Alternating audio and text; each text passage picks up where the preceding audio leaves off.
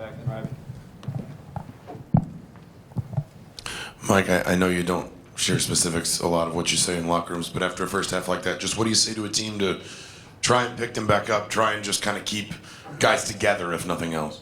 Long season, man. I mean, you can't throw in the towel. You know, I mean, we didn't play well the first half, but we were awful. And I thought we came out the second half and we competed and played a lot better, but the damage was already done in the first half. You got to give Illinois a lot of credit, the coaching staff. They played great. Ryby, then this. Yeah, Coach, big picture, I mean, you guys are 1-5 in quad one games. I think it's 15-34 in quad one games over the last 3+ years. What do you see as the problem? You guys not competing with consistency against the better opponents? Well, I mean, we've had some good games against big-time opponents over the 3 years. You know, the record doesn't indicate that. It's tough, you know what I mean, when you prepare and you work, you know, because we work in practice, we do all the things that you're supposed to do going into the game, and guys just didn't. They didn't step up tonight, and they didn't step up in the Iowa game. You know, I can't go back to past years. Coach was staring me in the face right now, and we just got to continue to work. I mean, still a long season. Hopefully we'll get Malik back soon. He's a big piece to what we do. And we could get guys back playing the way I expect us to play. Yeah, Mike, the fans were very vocal tonight about kind of their disappointment, especially in the first half. What would you kind of tell them to reassure them about sort of the direction of this team? Well, again, I love our fans and I respect our fans, but it's up to me to get our players to play at a high level, and that's my job, and I'm going to continue to work in that area and hope that our fans will stay in there and hang in there with us. Todd and Tom. Mike, in your long tenure as a coach, I'm over here. Sorry.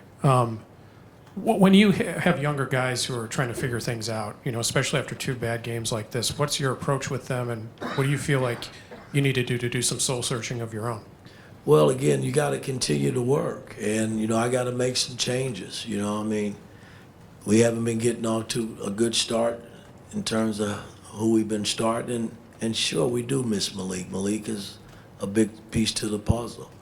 But I gotta put guys in there that I think that's going to get us off to a good start and see if we can maintain it over a 40-minute ball game. You know, we can't let 2 games, and these were embarrassing games for us, determine our season. We still got a long way to go, a lot of Big Ten game left, and I just got to get us better prepared and ready to play. Tom. But Mike, how do you explain 60? I mean, in the 125-year history of Indiana basketball, that's never happened before. Like, how do you explain that? I wish I knew. You know, I mean, I thought we played better the second half. They scored, 34 points the second half, but 60 points is just way too many. You know, I just thought our defense and our intensity just wasn't there, and they exploited it. Greg.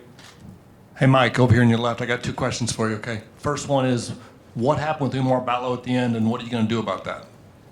Well, I mean, there's not a whole lot I can do,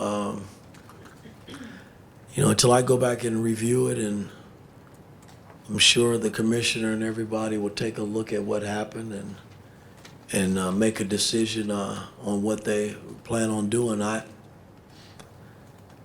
just hope Ballo's with us our next game as we travel over to Ohio.